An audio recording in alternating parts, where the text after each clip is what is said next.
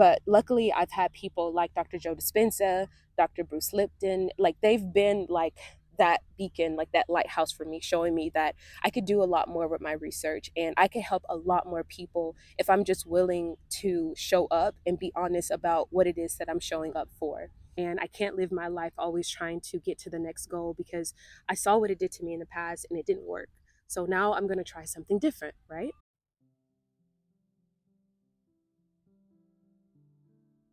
I've recorded this video twice. Like, even though creating online has been something I've dreamt about doing for a very long time, like writing is one thing. Like I've been writing online for years now and it's nothing. It just flows. But putting a camera in front of my face and saying to the world or saying to people that I don't know, this is who I am, it's very scary. It's scary being vulnerable, but I know that this serves a purpose. I know that I can't be an advocate for self discovery and facing your fears so that you can live your dream life if I'm not doing that for myself. I don't want to prolong the intro of this video. I just want to say that I did try. I tried to do things the way that I was expected to do it. I tried to follow the rules like I've been doing for the past 11 years as a full time student. But within a week of me trying to continue to live that life, I noticed very quickly that it was not sustainable. I'll talk a little bit more about what I mean. I do have my notes here, so if you see me looking down, I have a few questions written out that I really want to touch. And I've watched a lot of videos about people quitting their corporate job to basically follow their creative endeavors. And since I was a little girl, I've always wanted to be an artist. Like that was my first dream. I remember it very vividly because I spent hours sketching and painting. And I told everyone I was going to be a famous artist and I was going to be like Norman Rockwell, who was my favorite artist at the time. I loved the life that was created within his paintings. And I would tell people like that's what I'm going to do. I'm going to paint and I'm going to bring happiness to enjoy to a lot of people. Well, a couple of years into telling people about my dreams as a kid, someone shut it down, someone that I had a lot of respect for. And they basically said, well, if that's what you want to do, that's fine, but you're not going to make a lot of money as an artist. And I didn't really care about like the money aspect of it, but as a child, I could sense that there was a little bit of disapproval in their statement. And so I quickly changed my dreams to wanting to be a fashion designer. And then that went from fashion designer to a scientist. And then, you know, now I'm a behavioral scientist, but I'm not really practicing, obviously. So it's interesting because I look at the evolution of the goals and I look at the evolution of everything that I said I wanted to do and how that situation from my childhood really kept me from expressing that artistic side of myself until recently. So, up until this point in my journey, I was a full time student. So, I started off going to undergrad in Alabama and I spent 4 years studying to get my first degree in sociology. And at the time, I also had a minor in military science, which means that when I graduated from my undergrad degree, I went straight into the military part time. So I started serving as a second lieutenant in the Army Reserves. I did that up until recently with the military. But after I graduated from getting my undergrad, I stayed at Auburn to get my first master's in human development and family studies. And during that program, that's when I started to see a lot more possibilities for what it is that I could research. So while I was in that program, I listened to a lecture of a very prominent social epidemiologist. And I remember during his lecture, like my heart was racing. And I kept telling myself, like, I don't know what public health is. I don't know what epidemiology is, but this is what I want to do for the rest of my life. And that was 2018, I believe. And so this was right before the pandemic, obviously. And so I switched majors and I switched programs because the school that I was in at the time did not have a public health track. So I switched schools, moved to Washington, D.C. And this was around a time when I had that spiritual awakening that I spoke about in my previous video, where I started to recognize that my pattern of thinking was keeping me in a very dark place. And while I was in DC, I started to explore options to help me get out of that place of just like feeling like the world was against me.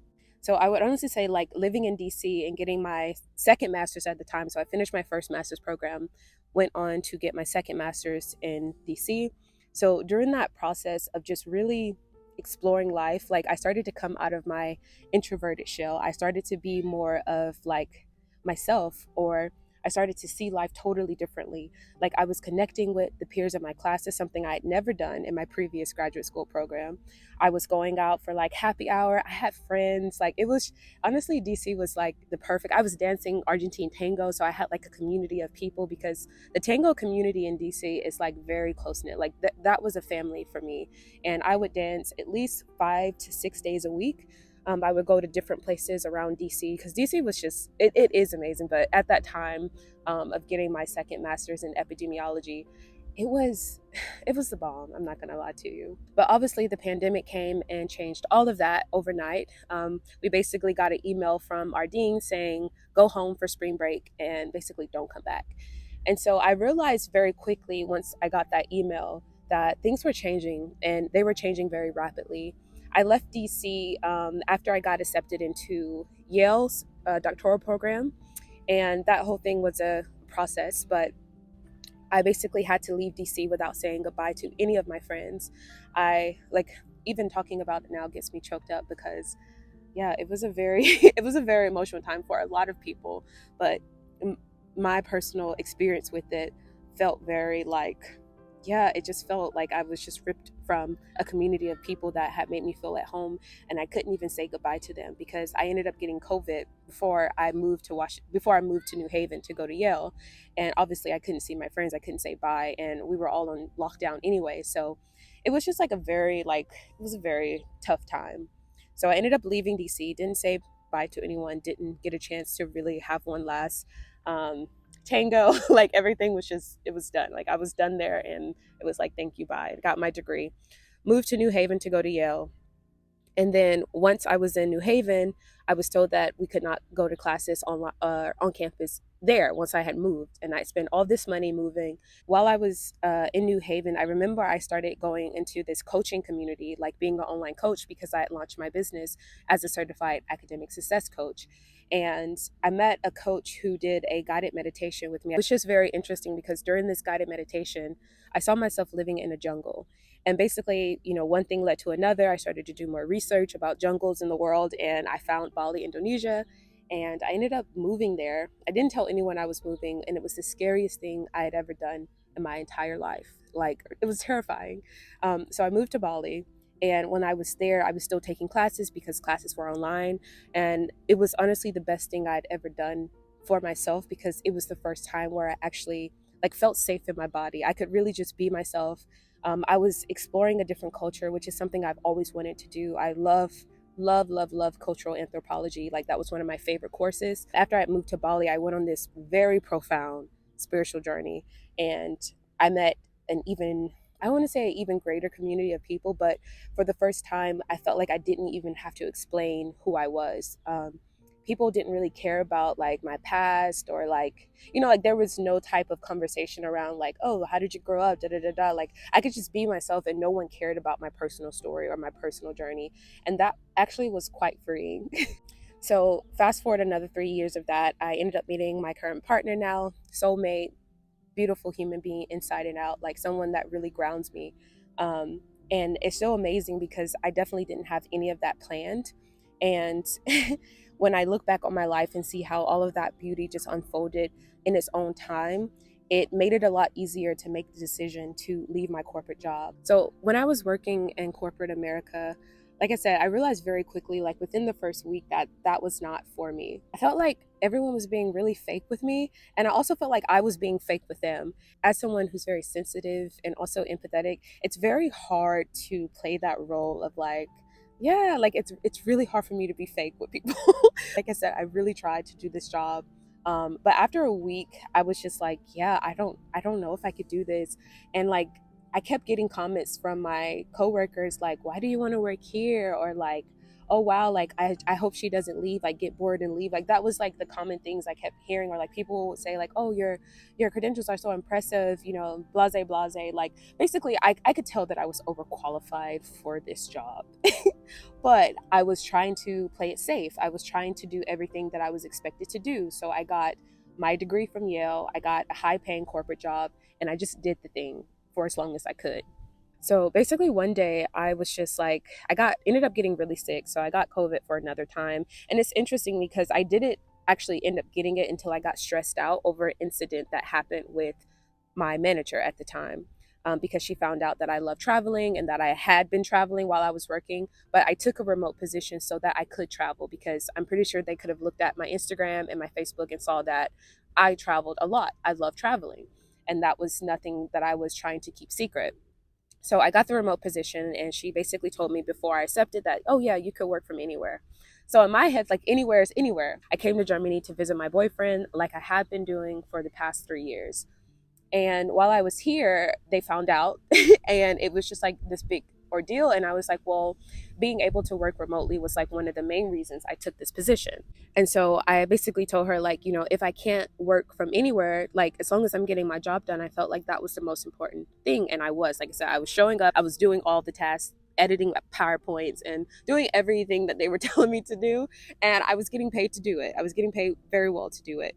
And like I said, I knew that it wasn't sustainable because as someone who puts their heart into like everything that they do, it's very hard for me to show up in a work environment and just do the bare minimum. And it was almost as if that was expected and that was what everyone else was doing. And like, yeah, so there's countless articles and so many other people who talk about the corporate America kind of like work life. And this is not a video about the downside of it. Um, but this is just a video about my own personal experience with working in that type of environment as someone who is a creative, as someone who does have a mission or feels like they have a mission to help more people basically awaken to their own selves. So I don't want this video to be too long, obviously, but while I was working this job, probably about a month in, I like said a little prayer because I'm a very spiritual person. And I do believe that we do get answers if we are asking the questions. And I do ask a lot of questions. And at this time, I said a little prayer like, I won't quit because it's very hard for me to quit things. I've never quit anything in my life. But I said, I won't quit. But if it's not for me to be here, basically just like make something shake.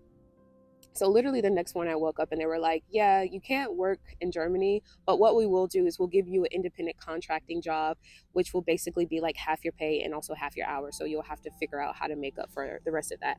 And at the time I was just like, yeah, no, I immediately knew like that was not going to be my path. But like I was like, okay, well, I'll think about it and get back to you at the end of the week. And so I went on a walk after this call, and I tried to be mad at my boyfriend because I was just like, yeah, it's his fault that that I'm here in Germany because he refuses to like blah blah blah or whatever. Like I was just trying to make up like this whole thing and blame him. And I just like walked out the door because I couldn't convince myself to be mad, and I kept laughing, like I kept smiling, and I didn't want him to think that I was happy about the situation. So I was just like, I'm gonna go on a walk. So I went on a walk in this beautiful park here. And honestly, like I just laughed, and I called my mentor and I called my mom, and they were like, you sound very happy. And I was like, because I've been freed, because I've been given an opportunity to say I'm out by like not necessarily quitting, but definitely saying like, yeah, this is not for me. And so I'm very grateful. Like when I look back, I'm very grateful because that opportunity showed me a lot about myself. And I don't believe that there is any accidents in this universe. I believe that everything is happening for us and not to us. And you can choose to have a different perspective, obviously, but I've taken on the beliefs that have supported the type of woman and the type of person that I want to show up in this world to be. And we can truly believe anything about who we are. But I've worked very hard on becoming someone who had a little bit more positive self-belief, and it's been difficult working to this point, but it's been worth it. So basically now what I want to focus on is just spending time with me, like spending time being like, I've always had so much pressure and expectations, I felt like, from my external environment on what type of person I could be and what type of person I could show up as. And I've always had the institution of like higher ed, like just being there, and like basically like it felt like it was like breathing down my neck because I loved being in school. I love learning. I love teaching. Like the whole aspect of just like being a student was phenomenal. I loved it. I loved learning. I loved every aspect of it. But I never liked the feeling of like, don't, like, you can explore this, but don't go too far. Or if you do go too far, then we definitely won't publish this because this is like against, or this is not in line with research, right? Like they'll say something like, oh, this hasn't been backed by research, so you can't make that statement. And it was just like moments like that that really showed me that I was going to have to branch out. But luckily, I've had people like Dr. Joe Dispenza, Dr. Bruce Lipton, like they've been like that beacon, like that lighthouse for me, showing me that I could do a lot more with my research and I could help a lot more people if I'm just willing to show up and be honest about what it is that I'm showing up for. So obviously, I still have a lot to kind of process, but I want to use this next couple of months because thankfully I have enough saved up to just like live and be. And I still, I've been writing online, so like, income from there. But I'm not really worried about what's next because, like I said, everything that happened in the past has been so much better than what I could have expected. So what's the point of worrying now? You know, it doesn't make any sense. And like I said, I'm just choosing not to worry.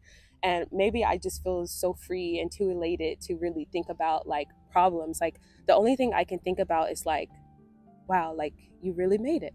Like you did it. Like you, like coming from like growing up in government housing to having this reality and like looking at all the beauty. Like just look at this. Like this is abundance. Like nature is abundantly beautiful. Like look at this.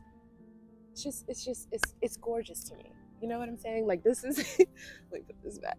But yeah, like I see the abundance in nature and I see how nature just is, and like I see the pace of nature. It's just patience and just unfolding and blooming at the time that things are meant to unfold and bloom. And so if I'm going to live a life that is in harmony with the unfolding of life, then I have to slow down. And I can't live my life always trying to get to the next goal because I saw what it did to me in the past and it didn't work.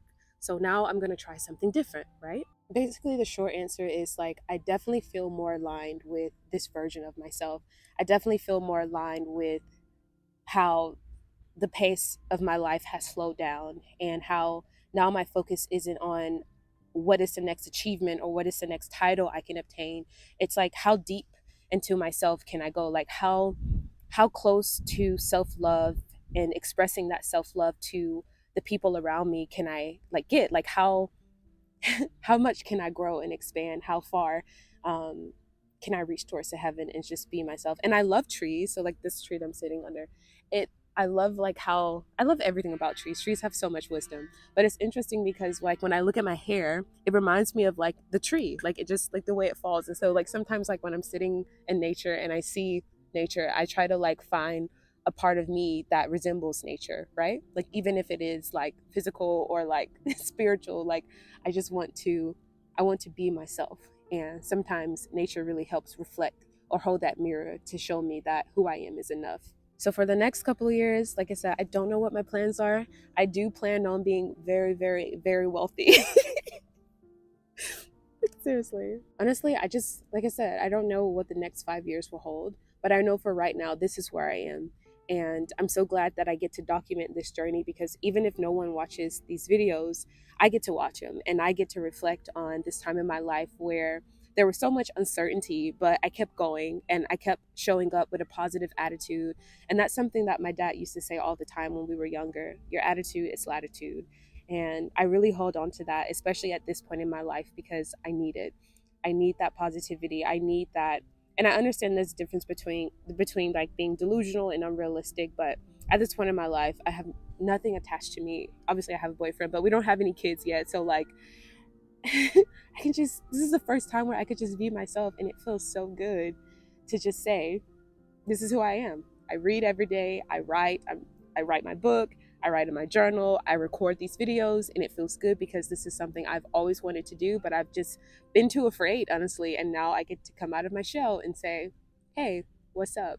So I know that older me will definitely watch this and look back and hopefully be proud and be able to look from a higher perspective and just be able to say like, yeah, everything worked out. We have more than enough income to support me and the family. Like we've finally found work that is aligned with who we are.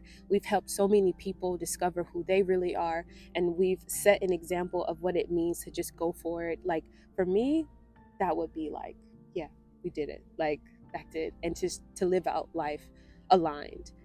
To me, that is the goal, is to live a life aligned with the true essence of who I was called and put here to be in this earth. So yeah, however that looks, I'm open to it, but I don't know yet, and that's okay. So I'll see you in the next video. Cheers.